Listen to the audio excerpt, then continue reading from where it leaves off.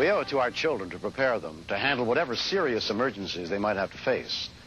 Shortly before dawn on December 14th, 1988, in Arlington, Texas, one family found out just how important that preparation can be.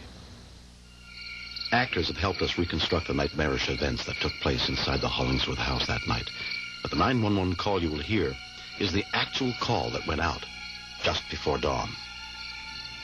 I felt like, is this the end? Is this the end of me, my family? If it had to happen to anybody in the world, why pick us?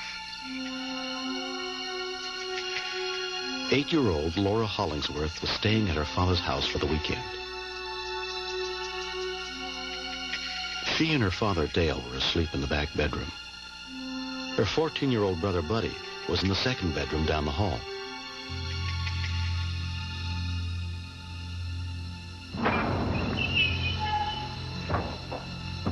I heard this kaboom, kabang. I don't know what's happening. I'm halfway asleep. I think this is a dream. Freeze. Don't anybody move. There's a guy in front of us with a gun, and then when I realize it's real, I'm scared. Don't look at me. Put your head in the pillow. Do it, Laura. Get up. I didn't see anything else. I just heard. Come on. I want your wallet. Don't you turn around. Don't look at me. You just go straight. Buddy, don't do anything, okay? Just stand there being robbed. Shut up. Next thing I hear is them getting a knife out of the kitchen drawer. I want you to cut the phone cord. I'm terrified. I was thinking he's going to do something horrible. Leo! I got the stuff! He had the partner that he was talking about. Suffering Leo, he has a shotgun. He will blow your head off. Nobody move. It's Freddy Krueger time. Daddy!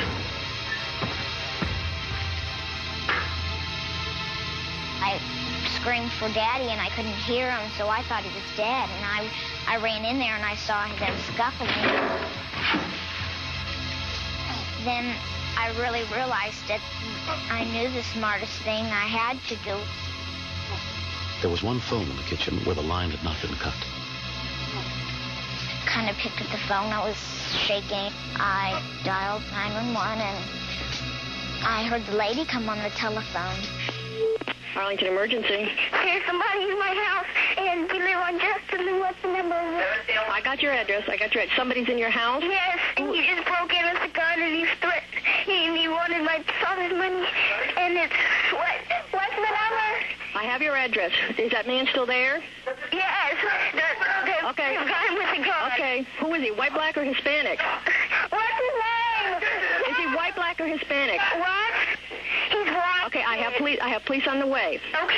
Stay on the phone. Okay. Operator Valerie Nelson took the call. This is basically the first time I've had a call that really was in progress where somebody's life was in danger. Burglary in progress. 11 Justin Lynn Street. There is a man in the house with a gun at this time. It's like, God, let everything work real fast. Don't let me lose this little girl. I need her. I need all the information. Where's your father? He's in there with the gun. There's a gun and a knife. Who has a knife? My brother. Oh, your brother has a knife? Yes, he came in here he was going to kill my father if he didn't tell him where his wallet was. 312-331, additional shows subject that's broken into the house will be the son. She said, my brother broke into the house. So you're trying to clarify everything. It's your brother? No, they have him right now. Your father does? Yes, he's holding him down. Oh, I think he's got the guy. Who's got the guy? My dad. Your father has... Hey, buddy!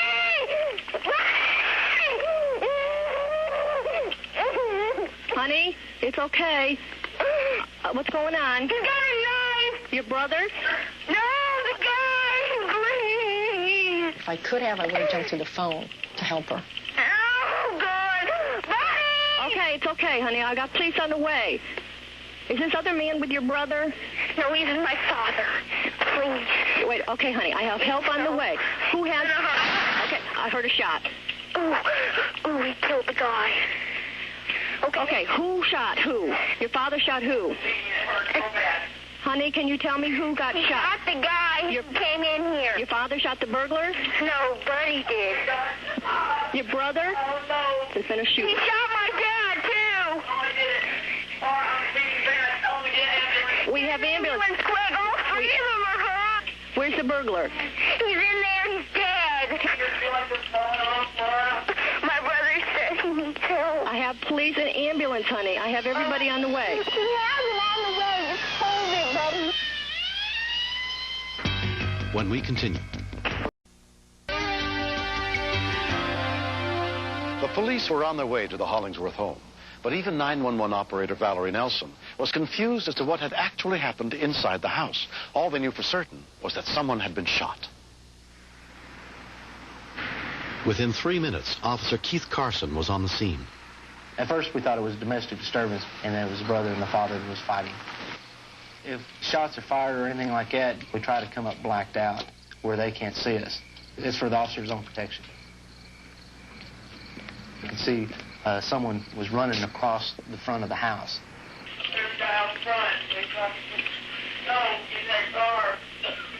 What's he saying about the car outside? The guy's in the car out front, and he has a sawed-off shotgun. There's a guy outside in the car with a shotgun? Yes. 312, we've been advised there's a subject in a car out front with a shotgun. Do you see him at this time? Negative. What kind of car is it? Do you know? No. Okay. All right. My brother's in school, and it seems so easy. I know, honey. You're doing a wonderful job.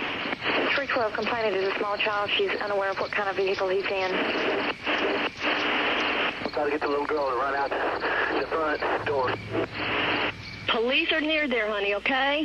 My dad is covered with blood. Yes, your brother's still inside the house, right? Yes, he's... What was that? 334, shots fired. Get some more help out here. What was that? That was my brother. Doing what? Don't fire again, buddy. Don't fire again, buddy. Who's in the house? My brother, he just did that to warn the guy. What guy? The guy that's outside. Little girl? He's shooting. Listen to me. Yes? Is your brother shooting the gun again? He just did it.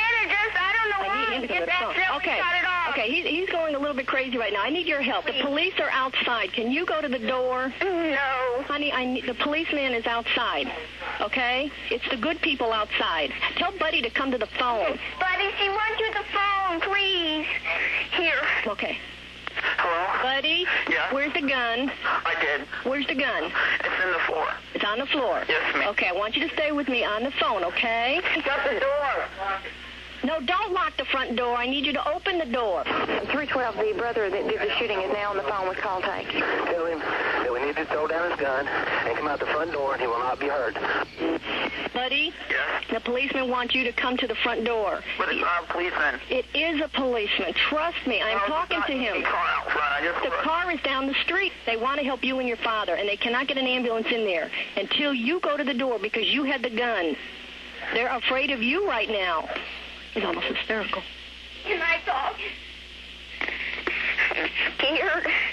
My daddy's bleeding. He's not talking. He's bleeding. He needs help. Will you open the door?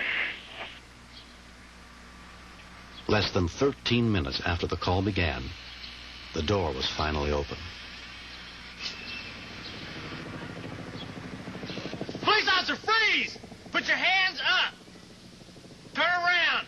Buddy eventually believed us, and he came out the front door. Still not knowing that he had just saved his father's life, we went through regular procedures as if he was a suspect and handcuffed him. Is there anybody else in the house? My sister Laura. Is the police? I'm right here. I'm on the telephone. Come on out here, little girl. Okay. Is that the policeman, Laura? Bye. Bye. Buddy was released almost immediately. Dale was taken to the hospital for treatment of knife wounds inflicted by the 18-year-old burglar. His accomplice was never found. What a call, was basically my first reaction. If I had those calls every day, no, I could not do this job. When all of this was over, I knew everybody was okay. My dad was in the hospital. I knew he was going to be all right. I felt kind of weird, and I had a million things running through my mind. I mean, I feel sorry for the guy and stuff because he's dead. If we didn't do what we did, I don't think we would really be here today as a family, or maybe not even be here at all. She's the key to the whole success of this situation, staying on the phone, giving all that information. It could have meant Buddy's life. You know, the officer outside could see him. You know, why he didn't shoot, I don't know. I'm glad it turned out the way it did. Even 4 months later, that night is still not over for the Hollingsworth family. The scars on Dale's body are visible, and memories of the tragic events will not go away. The duplex stands empty now. Dale and his family never slept there again. They're trying to move on with their lives.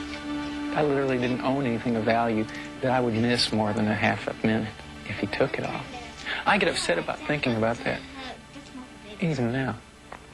You know, it's like I got all cut up and all that, but I'm thinking, geez, Denise, you know, I didn't want my kid to kill somebody. I think for the rest of my life, I'll always remember the day that this happened. And I'm not sure. I guess it'll depend on the situation that's going on at the time, if I feel happy that we're alive or that I feel sad because it happened. What are we going to do after we color your bangs? Can we do anything else to your hair here, you think? During the week, Laura lives with her mother, Nancy Hollingsworth.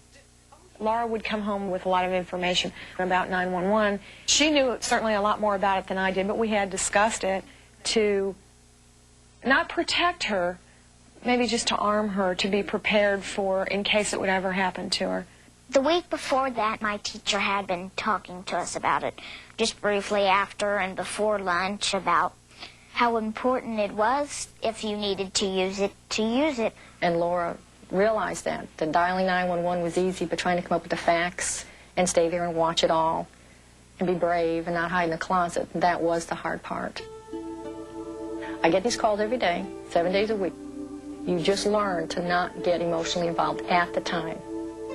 But once I met them, it put a whole new aspect to the call.